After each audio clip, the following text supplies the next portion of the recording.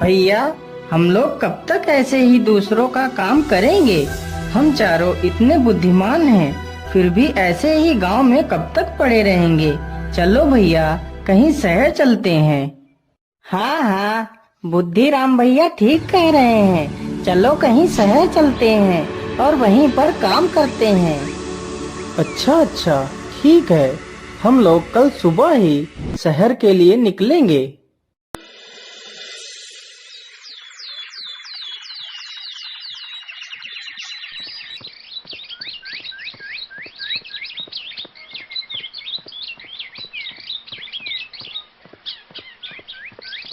अरे भैया, इधर तो देखो, यहाँ से कोई ऊँट निकल कर गया है। हाँ हाँ भाई, ऊँट तो निकल कर गया है, लेकिन ऊँट एक आंख से काना है। हाँ भाई, ऊँट तो काना है, लेकिन ऊँट पर बैठा कोई जनाना है। उन चारों की बातें गांव का एक आदमी सुन रहा था।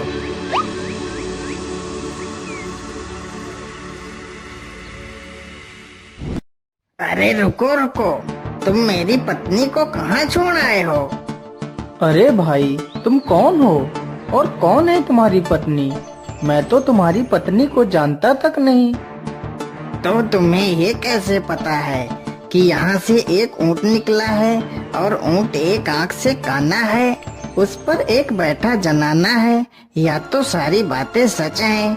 मेरी पत्नी एक काने ऊँट को लेकर रात में भागी है। मुझे कुछ नहीं पता।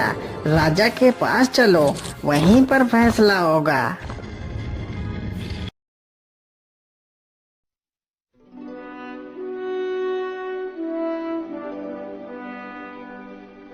कौन हो तुम लोग और इसकी पत्नी को कहाँ छिपाया है तुम लोगों ने? नहीं महाराज, हम तो इसकी पत्नी को जानते तक नहीं। तो तुम्हें ये कैसे पता है कि उधर से एक काना ऊँट निकला है जिस पर कोई जनाना बैठकर गई है? महाराज, हम चारों भाई आज सुबह ही घर से नौकरी की तलाश में शहर के लिए निकले थे। तभी मैंने देखा कि जमीन पर ऊँट के पैर के निशान बने थे, तो मैंने जान लिया कि इधर से कोई ऊँट निकला है। अच्छा ठीक है, तो तुम बताओ, तुम्हें कैसे पता चला कि ऊँट एक आंख से अंधा है? महाराज, मुझे यह बात ऐसे पता चली कि ऊँट को जिस आँख से दिखाई दे रहा था, तो ऊँट सिर्फ उसी तरफ घास खाते हुए गया है। यदि वह अंधा ना होता तो दोनों तरफ घास खाते हुए जाता। हाँ हाँ, यह बात भी सत्य है। अच्छा ये बताओ, तुम्हें ये कैसे पता चला कि ऊँट पर कोई महिला बैठी है? महाराज, हमें यह बात ऐसे पता चली कि जब ऊँट घास खा रहा था, तो ऊँट महिला के डांटने से धीरे धीरे आगे बढ़ रहा था। यदि कोई पुरुष ऊँट की सवारी कर रहा होता, तो ऊँट न दाएं घास खाता और न बाएं खाता। आदमी खींच कर एक हंटर मारता तो ऊँट घोड़े की तरह भागता। हाँ हाँ, यह बात भी सत्य है। अरे ये चारों तो बहुत ही बुद्धिमान हैं, तो क्यों ना मैं इन्हें अपने पास ही नौकरी पर रख लेता हूँ। अरे धनिया, तेरी औरत को कोई और ही ले गया है, तू खुद ढूंढ जाके। और तुम लोग नौकरी की तलाश में जा रहे थे ना? हाँ महाराज, हम चारों नौकरी के लिए जा रहे थे। यदि मैं तुम लोगों को नौकरी दूं तो करोगे? हाँ हाँ महाराज, हम नौकरी के लिए तैयार हैं। यदि मैं तुम लोगों को नौकरी दे देता हूँ तो तुम काम क्या करोगे? महाराज, हम लोग वह काम करेंगे जो कोई नहीं कर सकता। लेकिन महाराज, हम लोग रोज का 1000 पैसा लेंगे। इस प्रकार चारों भाई राजा के घर में काम करने लगते हैं।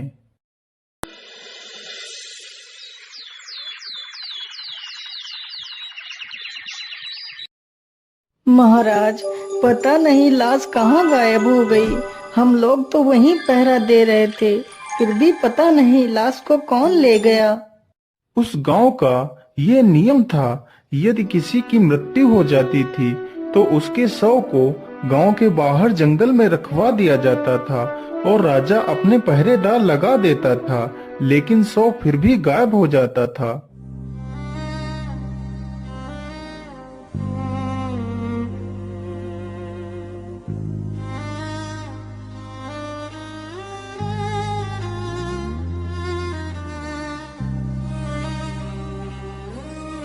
महाराज, आप इतना दुखी मत हो।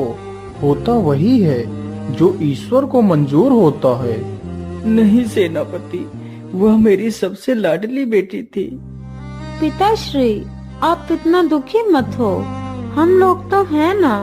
सैनिकों, चलो राजकुमारी को ले चलो।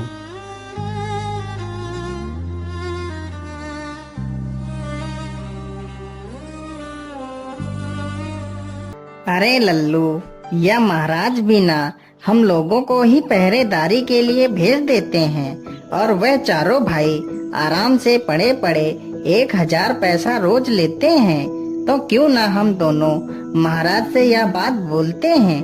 वैसे भी हम लोगों के रहते हुए भी 100 गायब हो जाता है, तो क्यों ना हम यह कार्य उन चारों को सौंपें। चलो महाराज के पास चलते हैं। बात तो ठीक कह रहे हो तुम दोनों। हमने यह पहले क्यों नहीं सोचा। सैनिकों, उन चारों को मेरे सामने पेश किया जाए। महाराज, आपने हमें याद किया। बोलिए महाराज, क्या बात है। मैं आज तुम चारों को अपनी मृत पुत्री के 100 की सुरक्षा के लिए तुम चारों को चुनता हूँ। जाओ और 100 की देखभाल करो। सुबह तक हमें वह 100 सही सलामत चाहिए। अरे बड़े भैया, इस प्रकार यदि हम चारों लोगों ने रात भर पहरा दिया तो परेशान हो जाएंगे। हम ऐसा करते हैं कि बारी बारी से सभी लोग सो लेते हैं। हाँ हाँ, ये सही रहेगा। हम लोग ऐसा ही करते हैं। तो बड़े भैया, पहले आप पहरा दो और हम तीनों लोग सो लेते हैं। फिर तीनों भाई सो जाते हैं और बड़ा भाई पहरा देने लगता है। अरे, यहाँ अकेले बैठे बैठे तो मुझे नींद आ रही है। चलो क्यों ना जंगल का थोड़ा सा हाल खबर लिया जाए। ऐसा करता हूँ, 100 को अपनी पीठ पर बांध लेता हूँ, फिर जंगल में आगे बढ़ता हूँ। फिर शिवराज 100 को पीठ पर बांधकर जंगल की ओर निकल पड़ता है।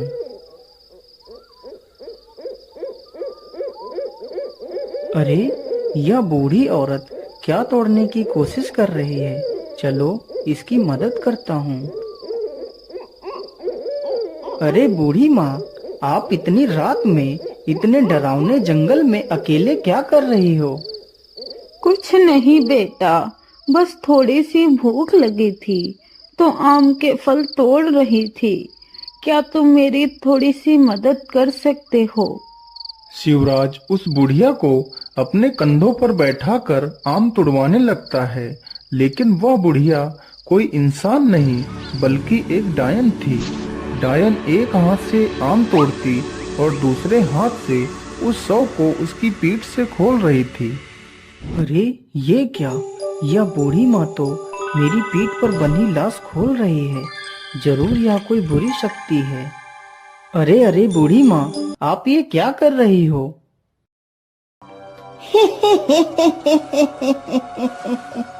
ये लाश मुझे दे दो, नहीं तो मैं तुम्हें मार डालूंगी। तभी शिवराज अपनी तलवार निकालता है और डायन का एक हाथ काट लेता है, तो डायन डर कर वहाँ से गायब हो जाती है। चलो इस हाथ को अपने साथ ले चलता हूँ।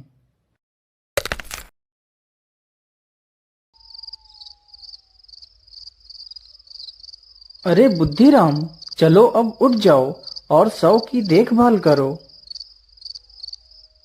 वह भी लाश को पीठ पर बांधता है और जंगल में निकल पड़ता है।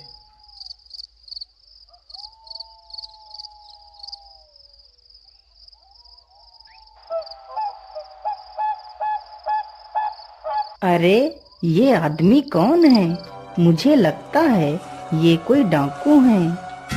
अरे लाखन, यदि आज हम राजा के घर चोरी करने में सफल हो जाएंगे तो राजा की बेटी की बलि इसी जगह पर चढ़ाएंगे। चलो लाखन, चलते हैं, रात बहुत हो गई है। अरे ये डाकू तो राजा की बेटी की बलि चढ़ाने की बात कर रहे हैं। मुझे इन्हें ऐसा करने से रोकना होगा। चलो मैं यहीं पर छिपकर बैठ जाता हूँ।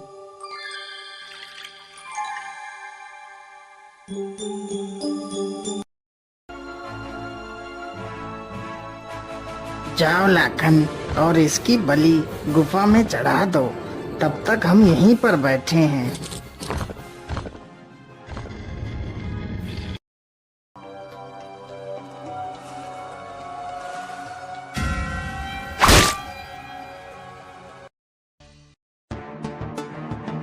अरे जंडेल सिंह, लाखन इतना समय क्यों लगा रहा है? अब तक तो उसे आ जाना चाहिए था। जंडेल, तुम जाकर देखो, तब तक मैं खजाने को देखता हूँ। जैसे ही दूसरा डाकू भी गुफा के अंदर घुसता है तो बुद्धिराम उसे भी मार देता है। इसी प्रकार बुद्धिराम सारे डाकुओं को मार देता है। राजकुमारी जी, आप यहीं रुको और सुबह होने की प्रतीक्षा करो। जब मैं तुम्हें बुलाऊं तभी आना। बुद्धिराम वहां से चला जाता है। इसी प्रकार तीसरा भाई भी लाश को पीठ पर बांधकर जंगल में निकल जाता है।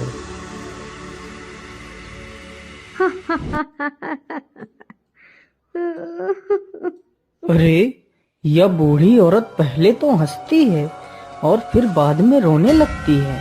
चलो इससे इसकी परेशानी पूछते हैं। अरे माँ जी, पहले आप हंसती हो और फिर बाद में रोने लगती हो, इसका क्या कारण है माता जी?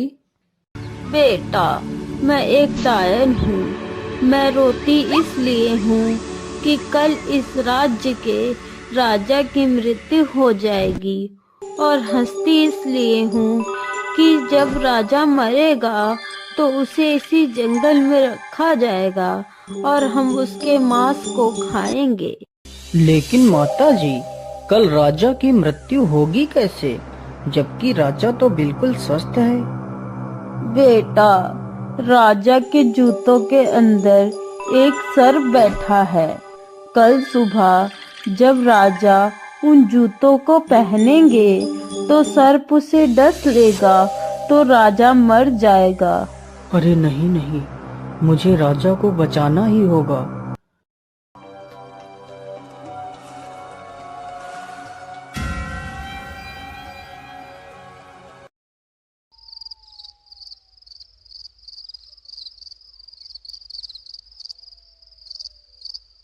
अरे भाई, मुझे यह नींद तो छोड़ ही नहीं रही है।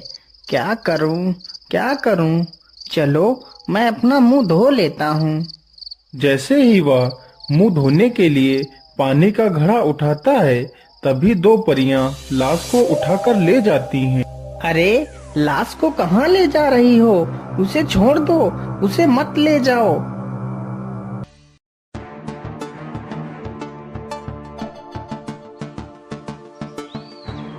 अरे बहन, इस लाश को यहीं रख दो, हम इसे जीवित करते हैं।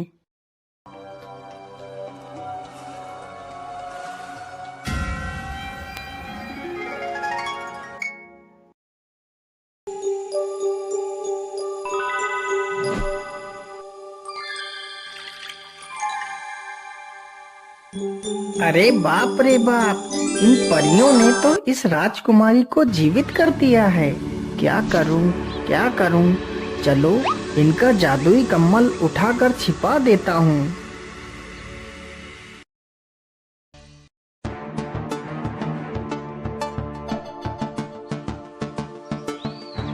अरे, हमारा जादुई कम्बल कहाँ गया? अब हम अपने घर वापस कैसे जाएंगे? तुम्हारा जादुई कम्बल मेरे पास है। अरे भैया, आपने हमारा कंबल क्यों ले लिया? आप हमारा कंबल वापस कर दीजिए। अरे नहीं, मैं तुम्हारा कम्बल ऐसे वापस नहीं करूँगा। पहले तुम मुझे ये दोनों लकड़ियाँ दे दो, फिर मैं तुम्हारा कम्बल वापस करूँगा। ठीक है, ये लकड़ियाँ ले लो, लेकिन मुझे मेरा कंबल वापस कर दो।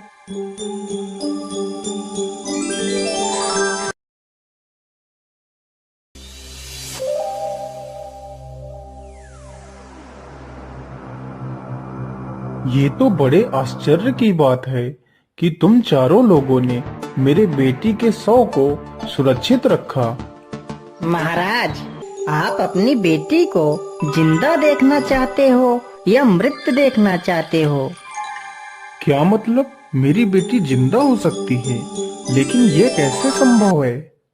महाराज, कुछ भी संभव हो सकता है। ये देखिए महाराज। इसी प्रकार चारों भाइयों ने अपने साथ घटित हुई घटनाओं के बारे में राजा को बताया, तो राजा बहुत ही हैरान हो जाता है।